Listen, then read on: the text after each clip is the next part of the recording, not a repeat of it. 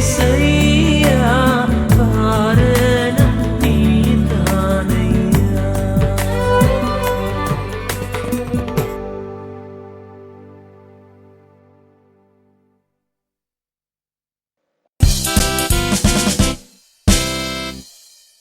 நித்திய சந்தோஷம் அடைய கேளுங்கள் உங்கள் ஜாய் எஃப்எம்.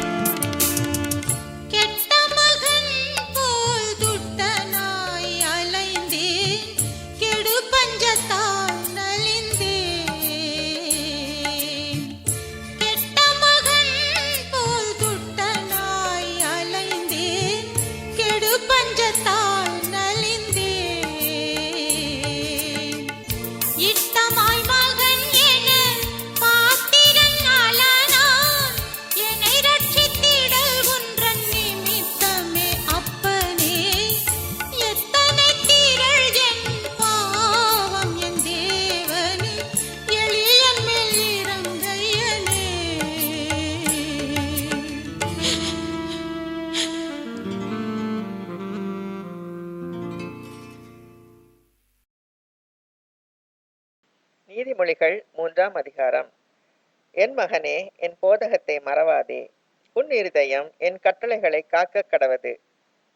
அவைகள் உனக்கு நீடித்த நாட்களையும் தீர்க்காயுசையும் சமாதானத்தையும் பெருக பண்ணும். கிருபையும் சத்தியமும் உன்னை விட்டு விலகாதிருப்பதாக. நீ அவைகளை உன் கழுத்திலே பூண்டு அவைகளை உன் இருதயமாகிய பலகையில் எழுதிக்கொள். அதனால் தேவனுடைய பார்வையிலும் மனுஷருடைய பார்வையிலும் தயையும் நட்புத்தியும் பெறுவாய். உன் சுய புத்தியின் மேல் சாயாமல் உன் முழு இருதயத்தோடும் கர்த்தரில் நம்பிக்கையாயிருந்து உன் வழிகளிலெல்லாம் அவரை நினைத்துக்கொள். அப்பொழுது அவர் உன் பாதைகளை செவ்வைப்படுத்துவார். நீ உன்னை ஞானி என்று எண்ணாதே. கர்த்தருக்கு பயந்து தீமையை விட்டு விலகு. அது உன் நாபிக்கு ஆரோக்கியமும் உன் எலும்புகளுக்கு ஊனுமாகும். உன் பொருளாலும் உன் எல்லா விளைவின் முதற் பலனாலும் கர்த்தரை கனம் பண்ணு.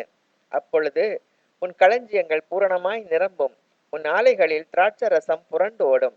என் மகனே, நீ கர்த்தருடைய சிட்சையை அற்பமாக எண்ணாதே. அவர் கடிந்து கொள்ளும் போது சோர்ந்து போகாதே. தகப்பன் தான் நேசிக்கிற புத்திரனை சிட்சிக்கிறது போல கர்த்தரும் எவனிடத்தில் அன்பு கூறுகிறாரோ அவனை சிட்சிக்கிறார். ஞானத்தை கண்டடைகிற மனுஷனும் புத்தியை சம்பாதிக்கிற மனுஷனும் பாக்கியவான்கள். அதன் வர்த்தகம் வெள்ளி வர்த்தகத்திலும் அதன் ஆதாயம் பசும் பொன்னிலும் உத்தமமானது. முத்துக்களை பார்க்கிலும் அது விலையேற பெற்றது. நீ இச்சிக்கத்தக்கதொன்றும் அதற்கு நிகரல்ல. அதன் வலது கையில் தீர்க்காயுசும் அதன் இடது கையில் செல்வமும் கனமும் இருக்கிறது. அதன் வழிகள் இனிதான வழிகள், அதன் பாதைகள் எல்லாம் சமாதானம். அது தன்னை அடைந்தவர்களுக்கு ஜீவ விருட்சம். அதை பற்றி கொள்ளுகிற எவனும் பாக்கியவான். கர்த்தர் ஞானத்தினாலே பூமியை அஸ்திபாரப்படுத்தி புத்தியினாலே வானங்களை ஸ்தாபித்தார். அவருடைய ஞானத்தினாலே ஆழங்கள் பிரிந்தது, ஆகாயமும் பனியை பெய்கிறது. என் மகனே, இவைகள் உன் கண்களை விட்டு பிரியாதிருப்பதாக. மெய் ஞானத்தையும் நல்ல ஆலோசனையையும் காத்துக்கொள். அவைகள் உன் ஆத்துமாவுக்கு ஜீவனும் உன் கழுத்துக்கு அலங்காரமுமாயிருக்கும். அப்பொழுது நீ பயமின்றி உன் வழியில் நடப்பாய், உன் கால் இடராது. நீ படுக்கும்போது பயப்படாதிருப்பாய். நீ படுத்துக்கொள்ளும் போது உன் நித்திரை இன்பமாயிருக்கும்.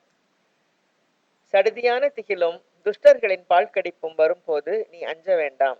கர்த்தர் உன் நம்பிக்கையாயிருந்து உன் கால் சிக்கிக்கொள்ளாதபடி காப்பார். நன்மை செய்யும்படி உனக்கு திராணி இருக்கும் போது அதை செய்யத்தக்கவர்களுக்கு செய்யாமல் இராதே. உன்னிடத்தில் பொருள் இருக்கையில் உன் அயலானை நோக்கி நீ போய் திரும்ப வா, நாளைக்கு தருவேன் என்று சொல்லாதே. அச்சமின்றி உன்னிடத்தில் வாசம் பண்ணுகிற உன் அயலானுக்கு விரோதமாக தீங்கு நினையாதே. ஒருவன் உனக்கு தீங்கு செய்யாதிருக்க காரணமின்றி அவனோட வழக்காடாதே. கொடுமையுள்ளவன் மேல் பொறாமை கொள்ளாதே.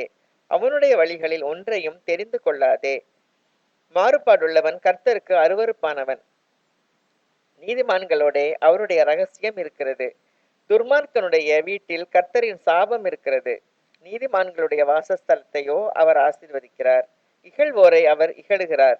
தாழ்மையுள்ளவர்களுக்கோ கிருபை அளிக்கிறார். ஞானவான்கள் கனத்தை சுதந்திரிப்பார்கள், மதிக்கெடரோ கனவீனத்தை அடைவார்கள்.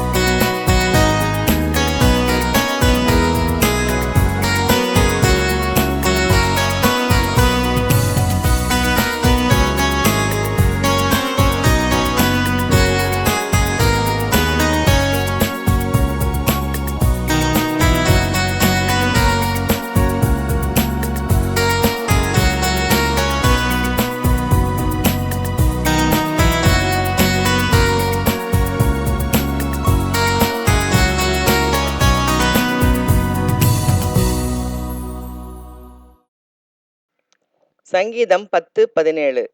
கர்த்தாவே, சிறுமைப்பட்டவர்களுடைய வேண்டுதலை கேட்டிருக்கிறீர், அவர்கள் இருதயத்தை ஸ்திரப்படுத்துவீர். சங்கீதம் 10:18. மண்ணான மனுஷன் இனி பலவந்தம் செய்ய தொடராதபடிக்கு தேவரீர் திக்கற்ற பிள்ளைகளுக்கும் ஒடுக்கப்பட்டவர்களுக்கும் நீதி செய்ய உம்முடைய செவிகளை சாய்த்து கேட்டருளுவீர். சங்கீதம் 12, 1-7 வரை. ரட்சியும் கர்த்தாவே, பக்தியுள்ளவன் அற்றுப்போகிறான், உண்மையுள்ளவர்கள் மனுபுத்திரரில் குறைந்திருக்கிறார்கள். அவரவர் தங்கள் தோழரோடே பொய் பேசுகிறார்கள், இச்சக உதடுகளால் இருமனதாய் பேசுகிறார்கள். இச்சகம் பேசுகிற எல்லா உதடுகளையும் பெருமைகளை பேசுகிற நாவையும் கர்த்தர் அறுத்து போடுவார். அவர்கள், எங்கள் நாவுகளால் மேற்கொள்ளுவோம், எங்கள் உதடுகள் எங்களுடையது, யார் எங்களுக்கு ஆண்டவன் என்று சொல்லுகிறார்கள். ஏழைகள் பாழாக்கப்பட்டது நிமித்தமும் எளியவர்கள் விடும் பெருமூச்சு நிமித்தமும் நான் இப்பொழுது எழுந்து அவன் மேல் சீறுகிறவர்களுக்கு அவனை காத்து சுகமாயிருக்க பண்ணுவேன் என்று கர்த்தர் சொல்லுகிறார். கர்த்தருடைய சொற்கள் மண் குகையில் 7 தரம் உருக்கி புடமிடப்பட்ட வெள்ளி கோப்பான சுத்த சொற்களாயிருக்கிறது. கர்த்தாவே, நீர் அவர்களை காப்பாற்றி அவர்களை என்றைக்கும் இந்த சந்ததிக்கு விலக்கி காத்து கொள்ளுவீர். சங்கீதம் 13:1. கர்த்தாவே, எதுவரைக்கும் என்னை மறந்திருப்பீர்? எதுவரைக்கும் உம்முடைய முகத்தை எனக்கு மறைப்பீர்? சங்கீதம் 13:2. என் இருதயத்திலே சஞ்சலத்தை நித்தம் நித்தம் வைத்து எதுவரைக்கும் என் ஆத்துமாவிலே ஆலோசனை பண்ணி கொண்டிருப்பேன்? எதுவரைக்கும் என் சத்துரு என் மேல் தன்னை உயர்த்துவான்? சங்கீதம் 13, 3-5 வரை. என் தேவனாகிய கர்த்தாவே, நீர் நோக்கி பார்த்து எனக்கு செவி கொடுத்தருளும். நான் மரண நித்திரை அடையாதபடிக்கு என் கண்களை தெளிவாக்கும். அவனை மேற்கொண்டேன் என்று என் பகைஞன் சொல்லாதபடிக்கும், நான் தள்ளாடுகிறதினால் என் சத்துருக்கள் களி கூறாதபடிக்கும் இப்படி செய்தருளும். நான் உம்முடைய கிருபையின் மேல் நம்பிக்கையாயிருக்கிறேன், உம்முடைய இரட்சிப்பினால் என் இருதயம் களி கூறும். சங்கீதம் 15, 1-2. கர்த்தாவே, யார் உம்முடைய கூடாரத்தில் தங்குவான்? யார் உம்முடைய பரிசுத்த பர்வதத்தில் வாசம் பண்ணுவான்? உத்தமனாய் நடந்து நீதியை நடப்பித்து மனதார சத்தியத்தை பேசுகிறவன்தானே. சங்கீதம் 16:1. தேவனே, என்னை காப்பாற்றும், உம்மை நம்பி இருக்கிறேன். சங்கீதம் 17, 1-3 வரை. கர்த்தாவே, நியாயத்தை கேட்டருளும், என் கூப்பிடுதலை கவனியும். கபடமில்லாத உதடுகளில் நின்று பிறக்கும் என் விண்ணப்பத்திற்கு செவி கொடும். உம்முடைய சந்நிதியிலிருந்து என் நியாயம் வெளிப்படுவதாக, உம்முடைய கண்கள் நியாயமானவைகளை நோக்குவதாக. நீர் என் இருதயத்தை பரிசோதித்து ராக்காலத்திலே அதை விசாரித்து என்னை புடமிட்டு பார்த்தும் ஒன்றும் காணாதிருக்கிறீர். என் வாய் மீறாதபடிக்கு தீர்மானம் பண்ணினேன். சங்கீதம் 17:5. என் காலடிகள் வலுவாதபடிக்கு என் நடைகளை உமது வழிகளில் ஸ்திரப்படுத்தும். சங்கீதம் 17:6. தேவனே, நான் உம்மை நோக்கி கெஞ்சுகிறேன், எனக்கு செவி கொடுக்கிறீர். என்னிடத்தில் உம்முடைய செவியை சாய்த்து என் வார்த்தையை கேட்டருளும். சங்கீதம் 17:7. உம்மை நம்புகிறவர்களை அவர்களுக்கு விரோதமாய் எழும்புகிறவர்களினின்று உமது வலது கரத்தினால் தப்புவித்து ரட்சிக்கிறவரே, உம்முடைய அதிசயமான கிருபையை விளங்க பண்ணும். சங்கீதம் 17:8. கண்மணியைப் போல என்னை காத்தருளும். சங்கீதம் 17:9. என்னை ஒடுக்குகிற துன்மார்க்கருக்கும் என்னை சூழ்ந்து கொள்கிற என் பிராண பகைஞருக்கும் மறைவாக உம்முடைய செட்டைகளின் நிழலிலே என்னை காப்பாற்றும். சங்கீதம் 17:13. கர்த்தாவே, நீர் எழுந்திருந்து அவனுக்கு எதிரிட்டு அவனை மடங்கடியும். கர்த்தாவே, என் ஆத்துமாவை துன்மார்க்கருடைய கைக்கு உம்முடைய பட்டயத்தினால் தப்புவியும். சங்கீதம் 17:14. மனுஷருடைய கைக்கும் இம்மையில் தங்கள் பங்கை பெற்றிருக்கிற உலக மக்களின் கைக்கும் உம்முடைய கரத்தினால் என்னை தப்புவியும். சங்கீதம் 18:1. என் பெலனாகிய கர்த்தாவே, உம்மில் அன்பு கூறுவேன். சங்கீதம் 19:14. என் கண்மலையும் என் மீட்பருமாகிய கர்த்தாவே, என் வாயின் வார்த்தைகளும் என் இருதயத்தின் தியானமும் உமது சமூகத்தில் பிரீதியாயிருப்பதாக. சங்கீதம் 20:9. கர்த்தாவே, ரட்சியும், நாங்கள் கூப்பிடுகிற நாளிலே ராஜா எங்களுக்கு செவி கொடுப்பாராக. சங்கீதம் 21:13. கர்த்தாவே, உம்முடைய பலத்திலே நீர் எழுந்தருளும், அப்பொழுது உம்முடைய வல்லமையை பாடி கீர்த்தனம் பண்ணுவோம்.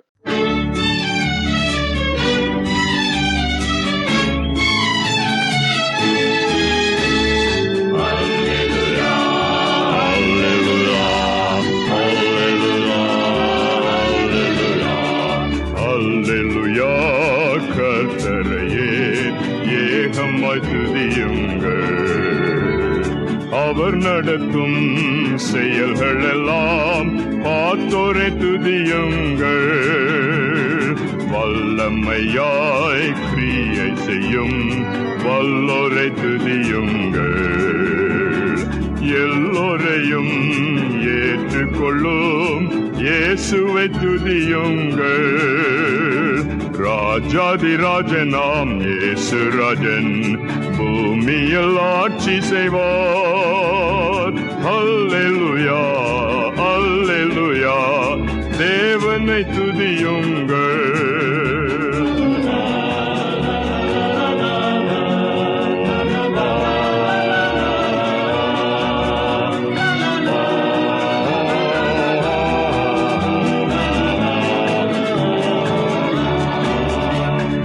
தம்புரோடும் வீணையோடும் கர்த்தரை துதியுங்கள்.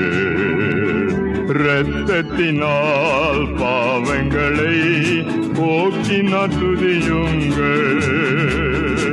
எக்காலமும் கைத்தாளமும் முழங்கிட துதியுங்கள். எக்காலமும் மாறாதவர் இயேசுவை துதியுங்கள். ராஜாதிராஜனாம் இயேசு ராஜன் பூமியில் ஆட்சி செய்வார்.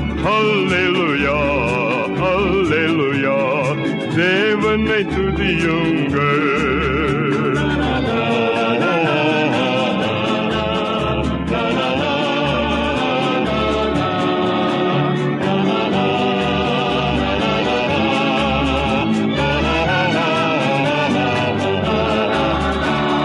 பிள்ளைகளே வாலிபரே தேவனை துதியுங்கள்.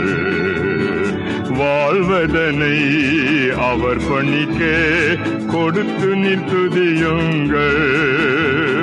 பெரியவரே பிரபுக்களே தேவனை துதியுங்கள். செல்வங்களை இயேசுவுக்காய் செலுத்திய துதியுங்கள். ராஜாதிராஜனாம் இயேசு ராஜன் பூமியில் ஆட்சி செய்வார். அல்லேலூயா அல்லேலூயா, தேவனை துதியுங்கள்.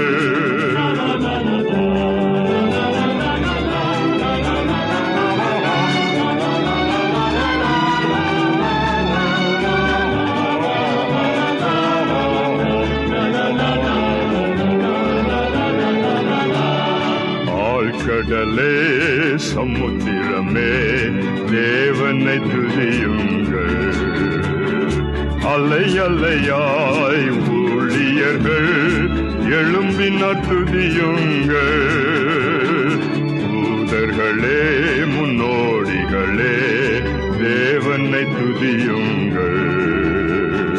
பரலோகத்தை இந்தியர்கள் நிரப்புவார் துதியுங்கள்.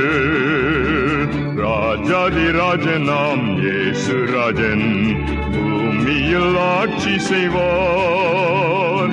அல்லேலூயா அல்லேலூயா, தேவனை துதியுங்கள்.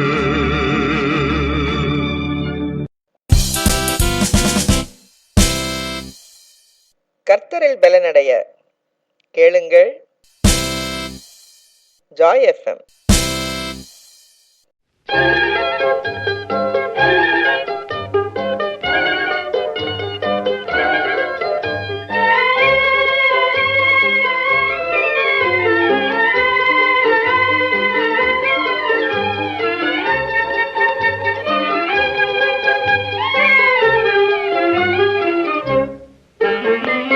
எழுந்தார் இறைவன், ஜெயமே ஜெயமெனவே எழுந்தார் இறைவன். ஜெயமே ஜெயமெனவே எழுந்தார் இறைவன்.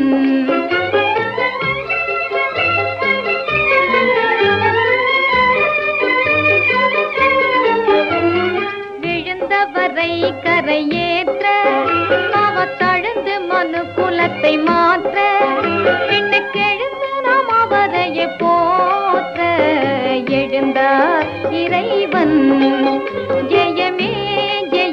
ஜெயமெனவே எழுந்தார் இறைவன்.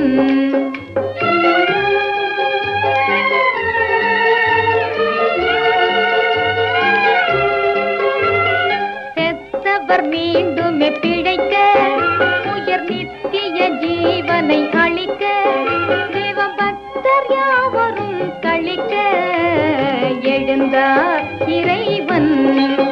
ஜெயமே ஜெயமெனவே எழுந்தார் இறைவன்.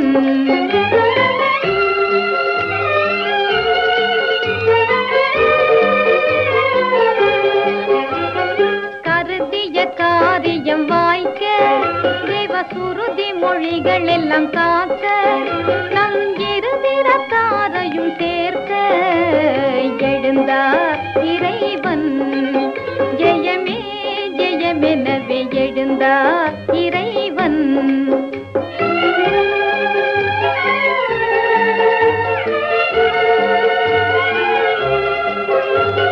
சாவின் பயங்கரத்தை ஒழிக்க, கெட்ட ஆவியின் வல்லமையை அழிக்க, இப்பூவின் மீது சபை செழிக்க எழுந்தார் இறைவன். ஜெயமே ஜெயமெனவே எழுந்தார் இறைவன்.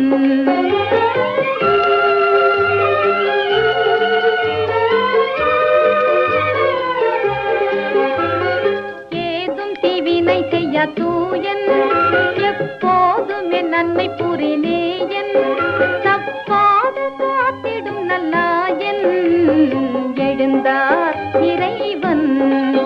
ஜெயமே ஜெயமெனவே எழுந்தார் இறைவன். 12ஆம் சங்கீதம். செமினீத் என்னும் எண்ணரம்பு கிண்ணறத்தில் வாசிக்க ராகத் தலைவனுக்கு ஒப்புவிக்கப்பட்ட தாவீதின் சங்கீதம்.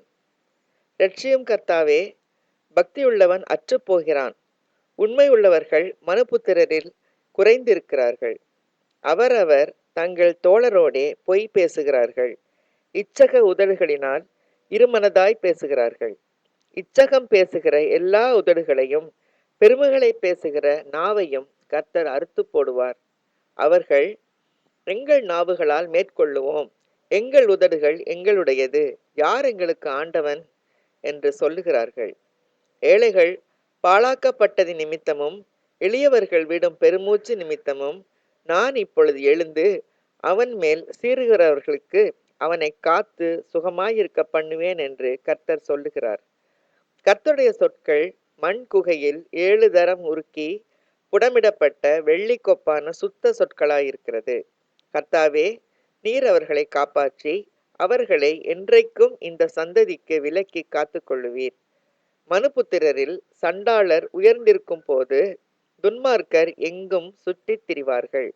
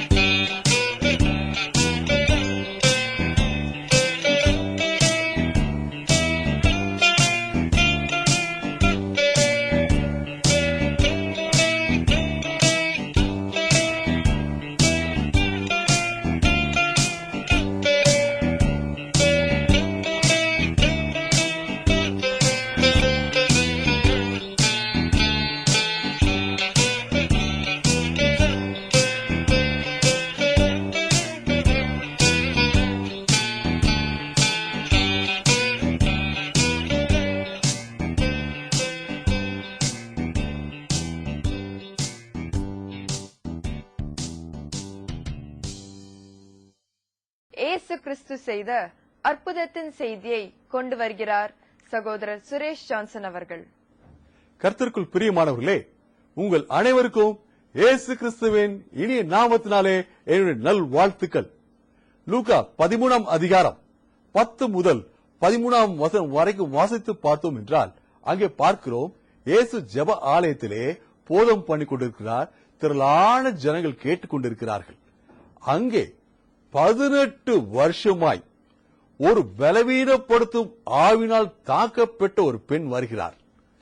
அந்த பலவீனத்தின் ஆவியினால் அவர் சரீர பலனெல்லாம் போய் அவள் கூடி போய் இருக்கிறாள். தரையை பார்த்து கொண்டு வந்திருக்கிறார். அவளுக்கு எந்த விதமான பலனும் இல்லை. அவர் நிமிரக்கூடாதிருந்தது என்று வேதம் சொல்லுகிறது. பிரியமானவர்களே, இந்த திரளான ஜனங்கள் மத்தியிலே இயேசு அந்த தேவையுள்ள பலவீனத்தின் ஆவினால் தாக்கப்பட்ட அந்த பெண்ணை பார்க்கிறார், மனதுருகிறார், அவரை அழைத்து வர சொல்கிறார். வந்த உடனே அவரை பார்த்து சொல்கிறார், மகளே, உன் பலவீனத்திலிருந்து நீ விடுதலையாக்கப்பட்டாய் என்று சொல்லி அவளை தொடுகிறார். தொட்ட உடனே அவருடைய பலவீனம் முற்றிலுமாய் நீங்கி போயிற்று. அவள் தேவனை நிமிர்ந்து மகிமைப்படுத்தினாள். பாருங்கள், எப்பேற்பட்ட அற்புதம்! 18 வருஷம் பலவீனத்தின் ஆவி அவளை சிறைப்படுத்தியிருந்தது. இயேசுவோ ஒரு நொடியிலே அவளுக்கு விடுதலை கொடுத்தார். இந்த வேத பகுதி பார்க்கும் போது நான் யோசித்து பார்த்தேன். 18 வருஷமாய் அவளுக்கு அந்த பலவீனப்படுத்தும் ஆவியினுடன் போராட்டம் இருந்த போதிலும் அவள் ஆலயத்துக்கு வந்து கொண்டிருந்தாள் என்பது எவ்வளவு சிறப்பு மிக்கது. ஒவ்வொரு ஓய்வினாலும் அவள் ஆலயத்துக்கு செல்லும் போது அவளுக்கு ஒரு கேள்விக்குறி உண்டாயிருக்கும். நான் ஏன் செல்கிறேன் என்று. சரீரத்தில் பலவீனம் இருக்கும் போது ஆலயம் செல்லும் போது சலசலப்பு உண்டாயிருக்கும். நான் போவது சரிதானா என்று. இருந்தாலும் தொடர்ந்து அவளுக்கு ஒரு விசுவாசம், அவளுக்கு ஒரு சிம்பிள் ஃபெய்த். எப்படியும் ஆண்டவர் எனக்கு ஒரு நாள் விடுதலை கொடுப்பார் என்று அவள் நன்றாக தெரியும். ஏசாயா 35ஆம் அதிகாரத்திலே எழுதப்பட்டிருக்கிறது, யார் யாருடைய சரீரங்கள் பலவீனப்பட்டிருக்குதோ நம்பிக்கையுடையவர்களாயிருங்கள், உங்களுக்கு விடுதலை உண்டு. யார் யார் உங்களுடைய ஆவியில பலவீனப்பட்டிருக்கிறீர்களோ நம்பிக்கையுடையவர்களாயிருங்கள், உங்களுக்கு விடுதலை உண்டு. யார் யார் உங்களுடைய ஆத்மாவில் பலவீனப்பட்டிருக்கிறீர்களோ உங்களுக்கு விடுதலை உண்டு என்று ஏசாயா தீர்க்கதரிசி எழுதி வைத்திருக்கிறான். அதே தான் லூக்கா 4ஆம் அதிகாரம் 18ஆம் வசனத்தை வாசித்து பார்த்தோம் என்றால் இயேசுவும் அறிக்கை இடுகிறார், கர்த்தருடைய ஆவியானவர் என் மீது இருக்கிறார், கட்டுண்டவர்களை நான் விடுதலையாக்க வந்திருக்கிறேன் என்று அறிக்கை கொடுக்கிறார். விடுதலை ஆக்குவதற்காக நான் விடுதலை நாயகனாக வந்திருக்கிறேன் என்று இயேசு கிறிஸ்து அறிக்கை கொடுக்கிறார். இயேசு அந்த 18 வருஷமாய் பலவீனப்பட்ட அந்த கூனியை இயேசு கண்டார் என்று பார்க்கிறோம். வேதம் சொல்லுகிறது, தேவனுடைய கண்கள் பூமி எங்கு உலாவிக் கொண்டிருக்கிறது, தேவனுடைய வல்லமை விளங்க செய்யும்படிக்கு. ஆகாருக்கு ஆண்டவர் வெளிப்பட்டார். அவருடைய கண்ணீரை அவருடைய பலவீனத்தின் நேரத்திலே ஆண்டவரால் சந்தித்தார்.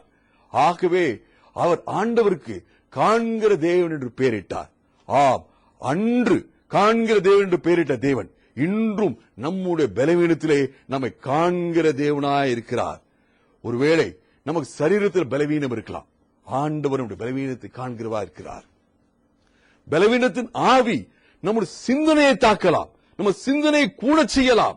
நாம் ஒரு வேலை செய்ய முடியாமல் எப்பொழுது பார்த்தாலும் ஒரு இருள் நமக்கு முன்பாக, எப்பொழுது பார்த்தாலும் ஒரே பிரச்சனை மீண்டும் மீண்டும் முன்பாக வந்து கொண்டே இருக்கிறது. நம்முடைய சிந்தனையை செயலற்று செய்யும் பலப்படுத்தும் ஆவிகள் நம்மை தாக்குகின்றன. அதே போல நம்முடைய ஆவிக்குரிய வாழ்க்கையிலும் ஒரு பலவீனம், வேதத்தின் மீது ஒரு தாகம் இல்லாத ஒரு போல ஜபத்தின் ஆவியிலே நமக்கு ஒரு பலவீனம் உண்டாயிருக்கிறது.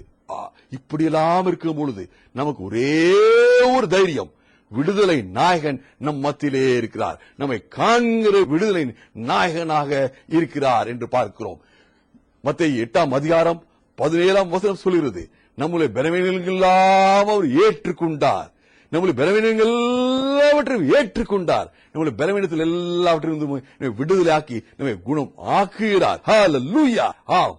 ஆண்டவர் ஒரு நொடியிலே அவளை தொட்ட போது அவள் முழுமையான விடுதலை. உடனே அவளும் அவரோடு கூட அநேகரும் தேவனை மகிமைப்படுத்தினார்கள். இதை பார்த்து கொண்டிருந்த இந்த ஆலயத்தினுடைய அதிகாரிகள் கேட்கிறார்கள், இது ஓய்வு நாளே, இன்று இப்படி செய்யலாமா என்று. அதற்கும் ஆண்டவர் ஒரு அருமையான பதிலை சொல்கிறார். ஓய்வு நாளுக்கும் நான் தேவன். அதாவது மனிதனுக்காக ஓய்வு நாள், ஓய்வு நாளுக்காக மனிதன் அல்ல. அதாவது it's a holiday with God. It is not holiday from God. ஓய்வு நாளிலே உலக காரியத்திலிருந்து ஓய்வு எடுத்து ஆண்டவருக்காக நன்மையான காரியங்கள் அதிகமாய் செய்வதற்காக நமக்கு ஆண்டவர் ஓய்வு நாளை நியமித்திருக்கிறார். ஆண்டவர் அந்த கேட்கும் கேள்விகளுக்கு சொல்கிறார், இவள் ஆபிரகாமின் குமாரத்தி என்று சொல்கிறார். அதாவது இவள் உங்களுடைய தங்கை, உங்களுடைய சகோதரி, உங்களுடைய இரத்தத்தின் இரத்தம் என்று. ஆபிரகாமின் குமாரத்திக்கும் ஆண்டவர் அற்புதம் செய்கிறார். நாம் பார்க்கிறோம், ஆபிரகாமின் குமாரத்தி அல்லாமல் பிறருக்கும் ஆண்டவர் அற்புதம் செய்கிறார். உதாரணமாக நூற்றின் அதிபதிக்கும் அவர் அற்புதம் செய்கிறார். இயேசு கிறிஸ்து கிறிஸ்தவர்களுக்காக மட்டும் இந்த பூமியில வரவில்லை, ஒரு தரத்தாருக்கு மட்டும் வரவில்லை. அவர் உலகத்தில் எல்லாருக்கும் விடுதலை உண்டாக்குவதற்காக. யார் யாருக்கு விடுதலை, எல்லாருக்கும் விடுதலை உண்டாக்குவதற்காக. யார் யாருக்கு விடுதலை தேவையோ, யார் யார் இயேசுவை நோக்கி பார்க்கிறோமோ, யார் யார் இயேசுவை விசுவாசிக்கிறோமோ, நம் அனைவருக்கும் இயேசு கிறிஸ்து உடனே விடுதலை தர இருக்கிறார். நாம் நிமிர்ந்து நிற்க முடியும். சங்கீதம் 3ஆம் அதிகாரம் 3ஆம் வசனம் அழகாய் சொல்கிறது, நம்முடைய தலையை உயர்த்துகிற தேவன் என்று.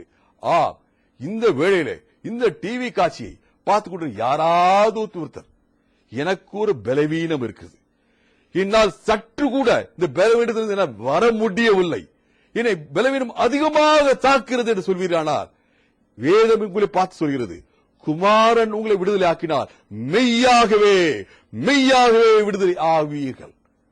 ஆவியானவர் எங்கேயோ அங்கே விடுதலை உண்டு என்று வேதம் சொல்கிறது. சத்தியத்தை அறிவீர்கள், சத்தியம் உங்களை விடுதலை ஆக்கும். இந்த வேத சத்தியம் 18 வருஷம் யாருனாலும் இந்த பலவீனத்திலிருந்து விடுதலை கொடுக்க முடியாத இந்த பெண்ணுக்கு இயேசு கிறிஸ்து ஒரே நொடியில் பலவீனத்திலிருந்து விடுதலை கொடுத்தார். நம்முடைய தேவன் விடுதலை நாயகன். ஆண்டவர் இயேசு கிறிஸ்து இந்த வேளையில் தானே உங்களுக்கு உங்கள் பலவீனத்திலிருந்து விடுதலை தருவாராக. சங்கீதம் 27:1 சொல்கிறது, என் ஜீவனின் பலனானவர். நம்மை பலப்படுத்துகிற தேவன், நம்ம பலவீனத்தில் விடுதலை கொடுக்கிற தேவன், எல்லா கட்டுகளையும் அரித்து எறிகிற தேவன் நம்முடைய தேவன், விடுதலையின் தேவன் இயேசு கிறிஸ்து. இந்த விடுதலையை நமக்கு சிலுவையிலே சம்பாதித்து கொடுத்தார். பெற்றுக் கொள்ளுங்கள் இந்த விடுதலையை. கண்களை மூடி ஒரு நிமிஷம் ஜெபிப்போமா? ஆண்டவரே, எங்களை நேசிக்கிற தேவனே, 18 வருஷமாய் பலவீனத்தில் உள்ள அந்த ஸ்திரீ அழைத்தீர் ஆண்டவரே. அழைத்து அவளுக்கு ஒரு விடுதலை கொடுத்தீர் ஆண்டவரே. அவளுடைய பலவீனத்தின் ஆவின் கட்டுகளை அவிழ்த்தீர் ஆண்டவரே. அதே போல இந்த ஒளி காட்சியை பார்த்துக் கொண்டிருக்கும் ஒவ்வொருத்தரையும் அழையும் ஆண்டவரே, அழைப்பை தாரும் ஆண்டவரே, அழைப்பு நிச்சயத்தை தாரும் ஆண்டவரே. ஆண்டவரே, அவருடைய சிந்தனையை பலவீனப்படுத்தும் ஆவிகளை முறியடியும் இந்த வேளையிலே ரிலீஸ் their minds. ஆண்டவரே, அவர் ஆவியில் உள்ள கட்டுகளை எடுத்துவிடும் சுவாமி, எடுத்துவிடும் ஆண்டவரே.